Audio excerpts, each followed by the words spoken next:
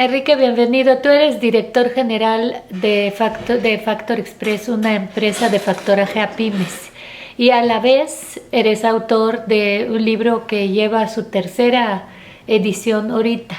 Y trata no solamente ¿de qué trata?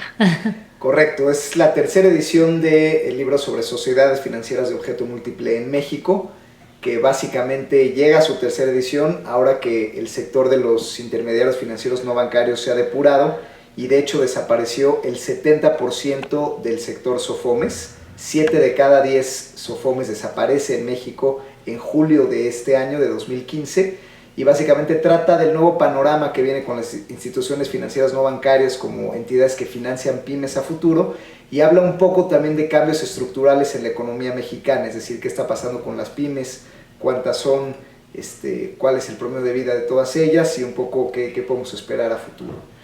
A ver, dinos cómo va la economía mexicana. Bueno, básicamente ahorita estamos en un entorno muy complicado para la economía mexicana porque a pesar de que hay 5 millones de pymes en México, solamente el 6% de ellas tiene acceso al crédito y tiene un registro patronal, por lo cual estamos hablando de más o menos de 800,000 unidades, de las cuales solamente 400,000 empresas tienen acceso al crédito privado. Las 2/3 partes. Sí, o sea, bueno, digamos, el índice es en América Latina, el 92% de las empresas tiene cuenta bancaria y en México solamente, de las empresas registradas, es solamente casi un 7% de todas las pymes registradas. ¿Tiene cuenta bancaria? Correcto. Y otros índices como que en México solamente, o sea, como empresas. ¿Pero por qué no tienen cuenta bancaria? Porque no hay, digamos que no hay alcance, hay mucha informalidad en México. En México estamos tocando récords de informalidad. En México estamos ahorita con pues prácticamente 2/3 partes de población en la informalidad, o sea, estamos tocando récords históricos. Y porque la economía formal se está poniendo más difícil, es decir, el país está en un récord de deuda interna, es decir, no se pedía tanto dinero, no se emitía tanta deuda interna desde en los últimos 40 años, estamos en el nivel más alto de la historia, estamos en el nivel de deuda externa más alto de la historia también, y estamos en el nivel de carga impositiva más alto de la historia, es decir, es cuando más dinero se ha pedido en la economía. Y esto ha pegado en detrimento pues, a los negocios formales, ¿no? Quiere decir que cada vez es más difícil porque se pagan más impuestos, porque están más difíciles las cosas y porque el consumo privado, pues de alguna manera ha sufrido el consumo privado, ¿no? Esto ha hecho que las empresas en México cada vez sean más chicas. Hoy en día el 99.8% de las empresas en México son pymes, es decir, solamente hay un 0.2% de empresas que logran alcanzar un nivel ya de grandes empresas, lo cual, pues obviamente, pues digamos que es un retroceso porque antes había más empresas grandes y el promedio de vida de las empresas en México se ha reducido. Hoy en día es de 7 años el promedio de vida de las empresas en México. Wow, o sea, a los 7 años ya hay riesgo de que se desaparezcan. Es correcto, o sea, antes estaba la famosa regla de la tercera generación, ¿no? O sea, que pasaba la tercera generación. Hoy en día realmente pues estamos hablando de que los negocios están en duda desde la primera generación, o sea, ya desde la primera generación ni siquiera llega completa porque en 7 años es la vida promedio de las empresas, ¿no? Entonces, ¿qué quiere decir? Que justamente hoy lo que tratamos de abordar ahora en el libro es algo más integral, es con una economía que en los fundamentales ya no está sana, aunque el discurso sea que México está sano en sus fundamentales, ya no es así. Tenemos mucha deuda interna, mucha deuda externa, una carga impositiva que ha crecido y sin embargo todo este dinero que tiene más el gobierno no se ha traducido en crecimiento económico, es decir, tenemos crecimientos negativos por debajo de la inflación y esto a su vez ha pegado en el siguiente eslabón de las cadenas, que es que haya más informalidad, récord de informalidad, que es que haya menos vida promedio en las empresas y que las empresas se vayan haciendo más chiquitas, lo que a su vez pega en el consumo individual, que hace que tengamos récord de morosidad, récord en morosidad en tarjetas de crédito, o sea, nunca había habido tanta cartera vencida en tarjetas de crédito, y empieza a haber una baja de consumo, que ya se empieza a notar pues, indicadores sutiles como Walmart que empieza a cancelar aperturas de tiendas, o cuestiones como que la inflación se encuentra a niveles bajos históricos, o sea que de alguna manera que no crece esta parte, a pesar de todo lo que viene del dólar, que sería lo natural, lo cual te dice que pues así empieza, ¿no? El fundamental no está sano, las pymes empiezan a sufrir y el individuo empieza a sufrir también. Entonces, estamos hablando efectivamente de un detrimento estructural de la economía mexicana. No podemos decir que es un tema de temporada o de los meses malos del año, sino que estamos entrando a una fase donde está cambiando profundamente la economía, y realmente pues el discurso que tratamos de promover es de alerta, es de alarma, es decir, tenemos que crear políticas públicas de fondo donde realmente pues se cambie la dirección de este paradigma, ¿no? Oye, ¿qué es la deuda interna? La deuda externa es lo que debe el país. Es lo que debe el país, digamos, en moneda extranjera, sí. Y la deuda interna es lo que se debe en pesos, los bonos que se meten en pesos puede ser 1, 15, 20, 30 años, que generalmente es dinero que se pide, en teoría, para invertir en infraestructura, en mejores caminos, en que se mejore la economía. El problema en México es que 76% del dinero que se pide se va a gasto corriente, es decir, 3 de cada 4 pesos no se invierten realmente en proyectos productivos y se gastan en servicios personales, en plazas burocráticas, secretarias, etcétera, o sea, cuestiones que evidentemente no están relacionadas a la productividad, ¿no? Entonces, básicamente, ante esta situación tan grave, pues estamos proponiendo distintas cosas que tienen que cambiar de fondo, ¿no? Que es un poco la parte propositiva del libro. Estamos proponiendo cuestiones, por ejemplo, de que haya una política tecnológica de integración de los ciudadanos. Hoy en día todos tenemos IFE, pasaporte, licencia, etcétera, pero no hay una manera donde todos estemos integrados, donde se sepa, pues, qué propiedades se tienen, qué negocios se tienen, cuál ha sido el comportamiento crediticio de todos nosotros, es decir, esta parte que dificulta que, digamos, haya una integración tecnológica de los individuos y se pueda saber, pues, quién es la gente que trabaja honestamente y quién es la que no. Hay una ausencia también, por ejemplo, otra de las cosas que proponemos de la banca de desarrollo, ¿no? Hoy en día la banca de desarrollo está en FIFOMI, que es para la minería, FIRA y Financiera Rural, que son para el campo nada más, BANSEFI, que es para sectores de microeconomía, es decir, una serie de cosas donde no hay una banca gubernamental que apoye directamente a los proyectos de pymes y sectores estratégicos como el automotriz, el aeroespacial, el metalmecánico, el de software, cosas que ahorita la banca de gobierno no coopera con los intermediarios financieros bancarios y no bancarios para, digamos, invertir en esos nichos, ¿no? Entonces hay también una falta de decisiones estratégicas donde no se están apoyando sectores estratégicos, ¿no? Hay competencia también asimétrica entre bancos con los no bancos. Los bancos cierran cuentas de las entidades financieras no bancarias de manera arbitraria, falta equidad, es decir, una serie de cosas que sí se tienen que arreglar de fondo, como que haya mejor competencia del sector financiero, que haya tecnología, que en la parte de integración de identidad, en la parte de verificación de propiedades, de ejecución de garantías, que hace falta una definición estratégica de gobierno. Y bueno, por ejemplo, pongo un ejemplo de lo que, por ejemplo, Israel hizo bien en este sentido, ¿no? Israel tuvo una política cuando incentivó a los fondos de inversión extranjera a entrar a Israel, donde el gobierno garantizaba el 50% de esa inversión, es decir, les decía a los fondos internacionales, ven, yo te invito, invierte dinero y si pierdes yo te repongo el 50% de esas pérdidas. Y eso hizo que entraran miles de millones de dólares.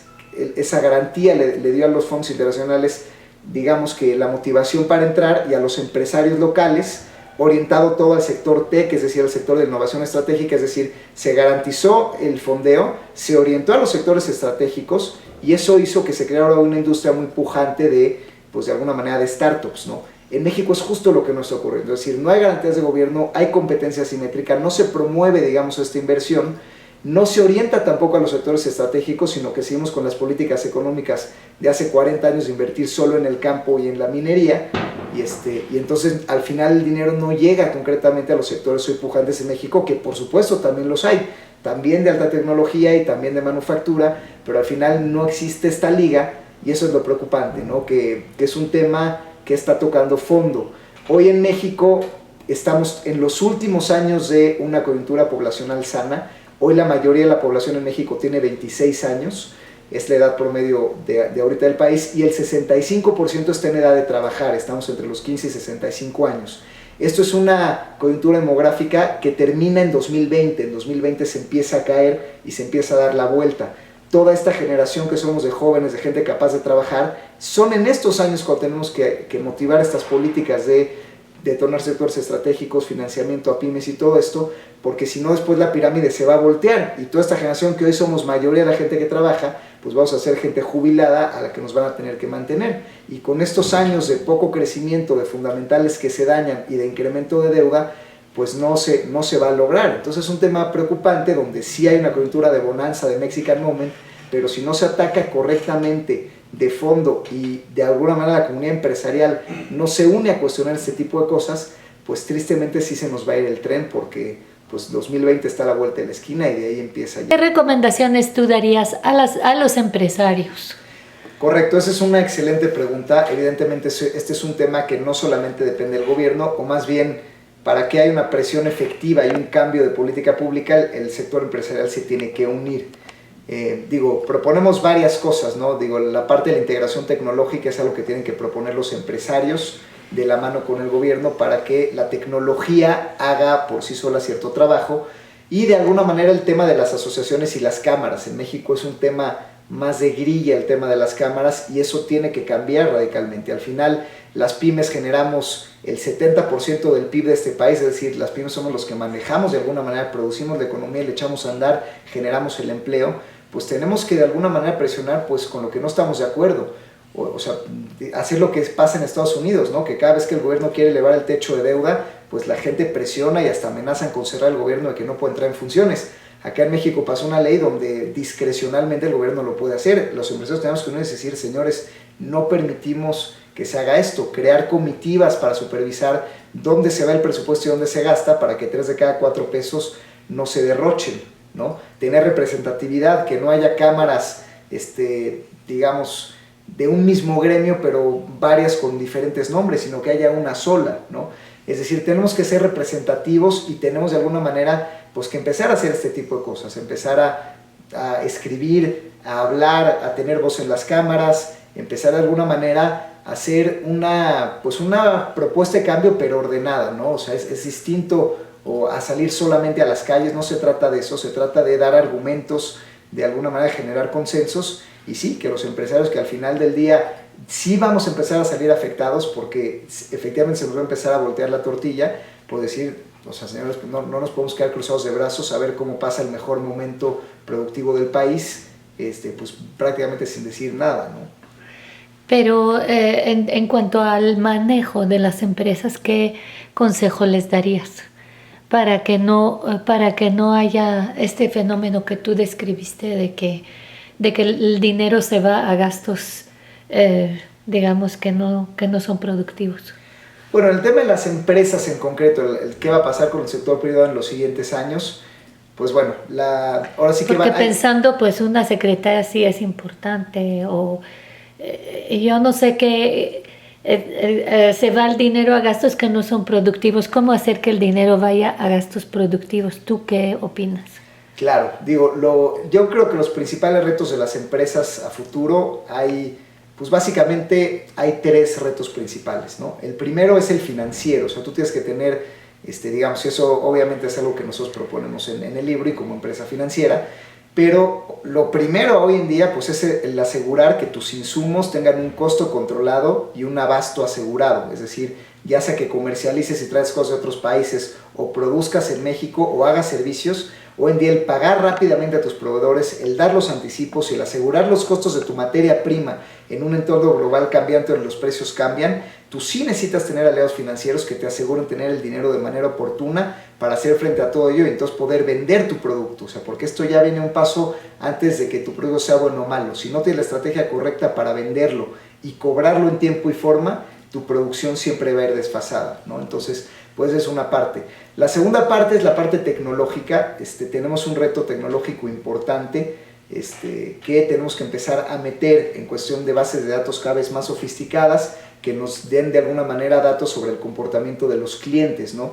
Que no sea reactivo, sino proactivo, predictivo, o sea, qué les gusta a los clientes, hacia dónde van a ir, tratar de manera más individualizada de predecir lo que va a pasar en el mercado y no estar reaccionando. Digamos, una economía mexicana que ya está volcada cada vez más a los servicios, de hecho en un 70% de las unidades productivas, pues necesitamos empezar a migrar a esta parte, porque este crecimiento del Big Data es acelerado Y bueno, de hecho, en los últimos 4 años ha habido más análisis de la información que en toda la historia de la humanidad. Es decir, es un tren que realmente está avanzando muy rápido y las empresas se tienen que subir a ello.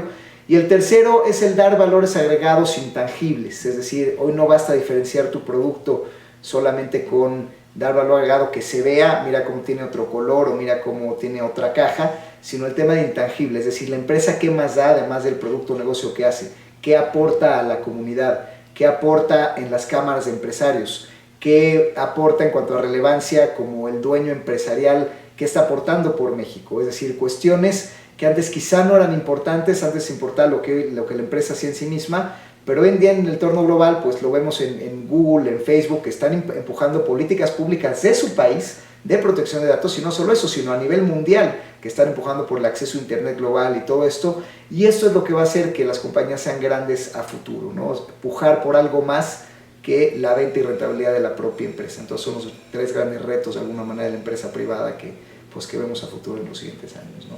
Ahora lo que se escucha mucho entre los paisanos, pues es que mucha gente se dedica a la importación y el dólar está por las nubes. Y entonces ahorita van a tener, su deuda está, o sea, lo que tienen que pagar ya subió muchísimo. ¿Y cómo van a resolver todo esto? Así es, el tema de las comercializadoras pues es un tema complicado porque pues evidentemente los precios suben y la necesidad de capital sube también, porque al final tú necesitas pagar más dinero, igual por anticipado, a un precio más caro, pero pues no te puedes voltear al mercado luego a trasladar ese aumento de precio, ¿no? Es decir, hay ahí un desfase donde pues tienes que reducir costos de otras maneras y tienes entonces, como es más caro y ya no sabes qué va a pasar con el precio, inclusive tienes que traer más volumen en el tiempo presente. Si antes dosificabas y traías poquito a poquito, a lo mejor tienes que traer mucho porque no sabes qué va a pasar con el precio, ¿no? Entonces, de alguna manera, este sí es un cambio de fondo. Entonces, lo primero pues es eso, o sea, tener la estrategia financiera para poder hacer estos cambios en el volumen de las cosas que traes y vendes y poder jugar con tus precios de manera más ordenada. Pero la otra, pues es el tema de que no, o sea, tienes que empezar a pensar en tu empresa en mercados más amplios, ¿no?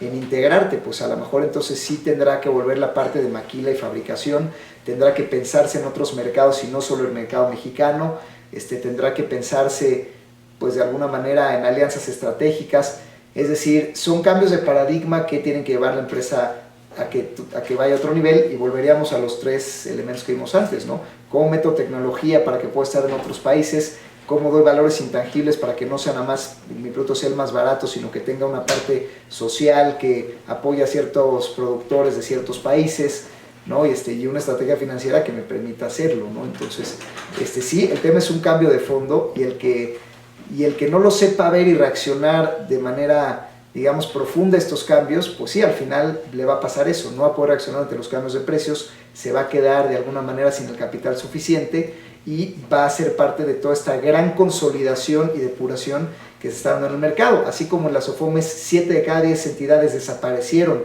por más leyes, más inversión y digamos más parámetros que se tenían que hacer, esto es solamente un espejo de lo que está pasando en la economía, ¿no? Es decir, sí estamos viendo un proceso de consolidación, entonces de alguna manera hay que asumirlo como tal y entender que esto no es una coyuntura temporal, sino un cambio de fondo, que por supuesto trae oportunidades, pero siempre y cuando se asuma la magnitud del cambio, ¿no? Y todo eso lo vamos a ver en tu libro. Así es.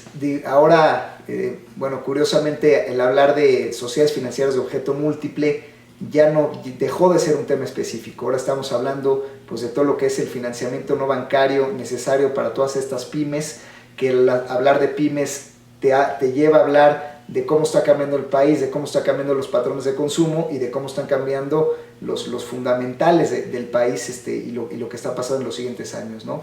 Entonces, pues es un tema de que ahorita estamos tratando de hacer un esfuerzo integral de varios sectores, del sector privado, de hacer conciencia de que tenemos que trabajar todos por el país, ¿no? Entonces, el libro se ha vuelto eso, ha pasado de ser un tema desde muy específico a nivel de un sector a un nivel nacional, sobre hacer conciencia de la cadena de valor que viene desde cómo están las finanzas públicas de un país hasta cómo pasa por su financiamiento, cómo son los ciclos de producción, y cómo reaccionan las familias con su sueldo a un patrón de consumo determinado, ¿no?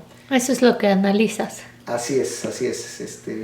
El libro está pues ahora en su tercera edición, afortunadamente pues ya las otras dos, se han vendido 5,000 libros de las otras dos ediciones. ¿A qué se debe el éxito, Enrique?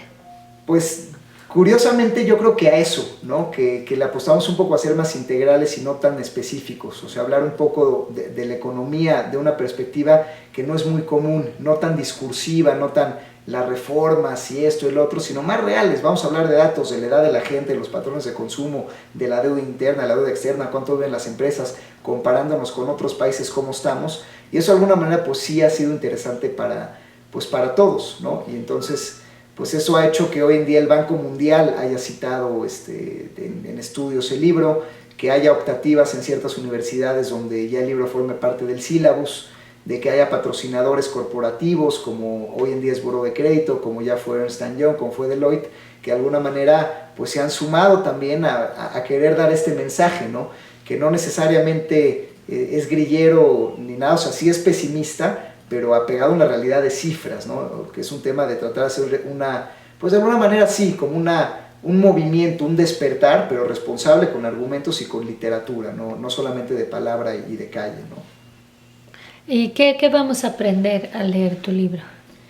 Pues vamos a aprender que hoy en día es difícil ver por sí mismo solamente, ¿no? Se acabaron los tiempos de bonanza donde quizá el país iba tan bien o todo estaba tan bien que tú con concentrarte en lo que estás haciendo individualmente pues la libras y a ti te va bien y no pasa nada y puedes solamente enfocarte a ti. Lo que aprendes es hoy en día que todo, de alguna manera, todos estos cambios tecnológicos han hecho que todo esté unido y una cosa influencia a la otra. Entonces hoy en día, si solamente te concentras en lo que está en tu nariz y no ves lo que está pasando en otros sectores o lo que sigue antes y después de tu cadena de valor y a nivel país, de alguna manera ya no puedes asegurar que te va a ir bien. Entonces hoy en día tu activismo no se puede concentrar solamente al proceso de producción de tu empresa, sino que tiene que ser también más amplio a qué está pasando con las demás cosas y en tu entorno, para entonces también buscar influir pues, en esos círculos, ¿no? más extendidos de alguna manera. ¿Y dónde se puede conseguir el libro? Bueno, el libro se puede conseguir en las librerías Gandhi, en las librerías del Sótano, en las librerías del Cristal, en las librerías del Centro, en el Instituto Mexicano de Contadores Públicos, en el sitio www.enrique-mediopresburger.com y bueno, afortunadamente está disponible en varios espacios y los invito, de hecho, el 15 de octubre a las 8 de la noche en el TEC de Santa Fe, vamos a hacer una presentación en un ámbito académico, en un campus.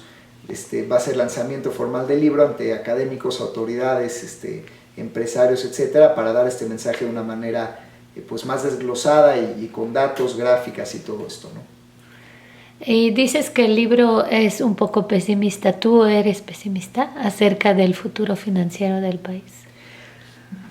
No, yo la verdad es que me defino al contrario, como optimista, ¿no? O sea, pero justamente el optimismo empieza por asumir una realidad de manera tajante, ¿no? Hay que asumir los datos como son, hay que asumir cómo está la realidad, porque si no partes, digamos, de la realidad adecuada o de los datos adecuados, entonces realmente es un optimismo sin rumbo que también pues tira a eso, a ser solamente discursivo y utópico, ¿no? Entonces, más bien, el asumir una cuestión justamente tiene que partir del optimismo a querer cambiarlo, ¿no? Entonces, efectivamente, el panorama hoy en día es pesimista, entonces hay que asumirlo como tal para poder proyectar una realidad. Porque de alguna manera con la realidad global, nuestro país pintaba como que mucho mejor que otros países europeos o que otras economías. Así es, y de hecho es así todavía justamente por eso, porque México tiene hoy en día 5 millones de empresas, nunca había habido tantas empresas y eso es algo que pocos países en el mundo tienen. Tenemos una población productiva del 65% que puede trabajar a una edad de 26 años, o sea, eso no lo tienen muchísimos países, o sea, efectivamente tenemos hoy en día diferenciadores que tienen al país con oportunidades mejor que nunca.